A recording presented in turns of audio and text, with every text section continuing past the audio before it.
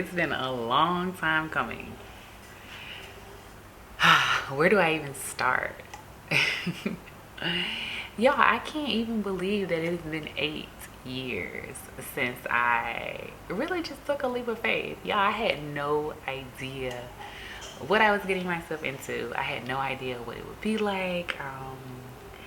But I just remember getting off the plane and thinking, like, first I was like, dang, it's hot. And the other thing was like, oh my God, I did it. Like, I did it. I am in another country. I'm about to live here. I'm alone. Now, of course, like, I had God with me, but physically, it was something that I was doing alone. Um, so yeah, let me kind of take you through the story. So this was so random. It was in 2013, I think. I was living in DC at the time, and I was thinking about moving from DC to California. And so I was on Google, like looking for teaching jobs in California, doing my normal Google search, and y'all, a pop-up popped up at the bottom of the screen, and it was like, do you want to teach in the Middle East? And the crazy thing is I had never really considered moving overseas. Like, I don't know, it wasn't something that I was closed off to, but it wasn't like I was intentionally putting the effort into manifesting that for myself. But I've always been kind of like the girl that marches to the beat of her own drums or whatever. So I was like, oh, this looks interesting. And I just clicked on it out of curiosity. And it was a super simple form. And I feel like this was before phishing, what phishing is today, okay? And what hacking is. And I'm sure it's obviously existed, but my naive mind at the time was just like, okay. And so I literally just put my information in. I uploaded my resume, and it was a recruiting company. And I mean, again, it was just out of curiosity. Like, I wasn't about to move at the time because I was leaving DC going to San Diego. So I put the information in. Y'all, it wasn't even, I'm gonna say about maybe 2 hours later, I received an email from the recruiter basically just saying, like, we'd love to like schedule a time to like talk to you about a teaching opportunity in the Middle East. So I'm like, okay. And so I gave her my availability. She ended up calling me, and I just kind of told her, like, you know, a little bit about my experience, how long I had been teaching, whatnot, where in the state. And then she's like, you know, like, we're having these interviews coming up, like, the team would love to meet you, blah, blah, blah. And I'm like, well, you know, I'm not really interested at the time, but I'll definitely like save this for the future. Fast forward to San Diego, it just was not, it just wasn't working, okay? So when I started thinking about what was next for me in my life, I'm like, yo, like, I'm about to move to the Middle East. Like, let me reach back out to these people and see what they talking about. Now at this point in time, like, y'all had not done any research or anything. It was just like something within me just saying like you can do this. Because I guess like I had the mindset, and I still have this mindset, that like I can do anything. Like, I can try anything, and if it doesn't work, like, okay, like, it's an experience that I had. I know that I am going to gain something from every experience, and then I just move on to the next thing. So that's literally what I was thinking about this. So like, I went back through my email, I found the contact information, and I'm like, hey, like, a lot of things have like changed in my life since I spoke with you last. And at this point it had been just about maybe 9 or 10 months. But I would love to like be considered for a position and interviewing if you have interviews coming up. Lo and behold, she's like, well, we have interviews coming up, I think maybe like February or something, and we're going to be in these locations around the US, and then also like London and a couple other places. And I'm like, bet, like, I can do the Houston location in February. Like, that's perfect.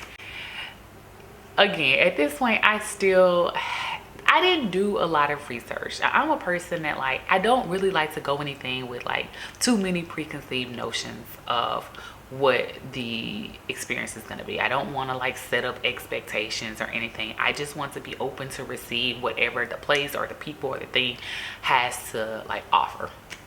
So Um, so yeah, that was literally it. So I ended up flying to Houston, went to the interview. It was like a panel of interview, and then there was also, if I recall correctly, maybe 2 people online. Now mind you, this was February 2015.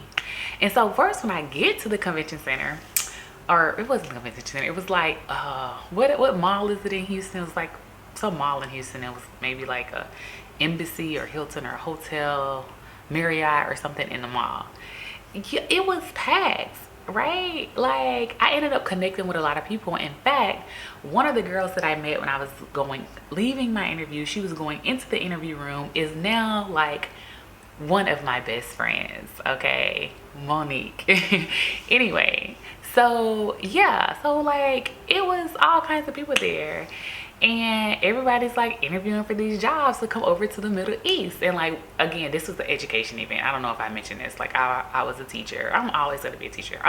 We're all teachers, right?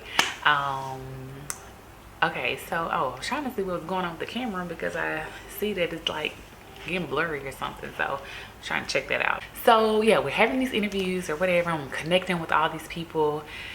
This was February. So me and the girl that I met, Mo, we end up exchanging numbers, and we're like, talking a little bit while we're waiting to hear something. I want to say it was probably around mid-March when I got the offer to teach in Abu Dhabi. And I was like, okay.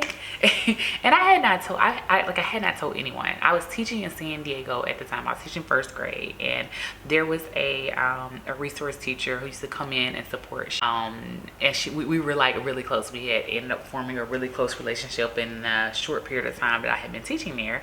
And I remember telling her like that I interviewed for this job, and literally I think she was the only person besides the people that I had met there.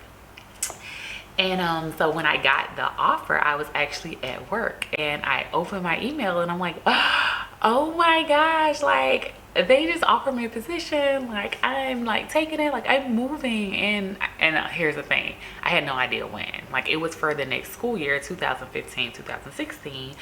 But yeah, that was pretty much like what happened. I got the offer around like March. For the next school year. I ended up leaving California in this job in April, and yeah, that was pretty much it. I went back home to Mississippi while I was kind of just preparing for what was next, which I didn't really know. Like, I pretty much sold everything that I had, and that was it. So it was maybe like August 2nd, and I was talking to Mo on the phone. We were just like catching each other up on life, and I'm like, girl, at the time I was going through an ugly divorce. We were just like, girl, this is what's happening, blah blah blah. And we were on the phone with each other. This is so crazy. We were on the phone with each other, and she's like, Savannah, I just got my email with my ticket and my visa. I'm like, are you serious? And so she's like, yes, I'm leaving on August the 6th, 2015, blah, blah, blah, blah, blah, flight details. And I'm just like, oh my God, because you don't know when you're going to get your ticket. And like, you could be leaving within a day or two, a week or a month. Like, at the time, the way that the system was designed, like, you had no idea. So I'm like, oh dang, like I hope I'm gonna be leaving soon too, whatever, blah blah blah blah. And so it was not until the next morning when I checked my email, and I also received an email, and it was saying that they had my flight, had my visa. I was gonna be leaving on August the 7th from New Orleans. And at this point, my family was very, how can I say this? They weren't really in love with the idea. But the thing about like my family, especially my mom, although she may not always agree with what I decide to do, she's gonna support me, and she also knows her daughter. She knows that I'm gonna do whatever like I want to do. But I think that people, like, they definitely was surprised. Like, everyone was surprised. Like there was a pull.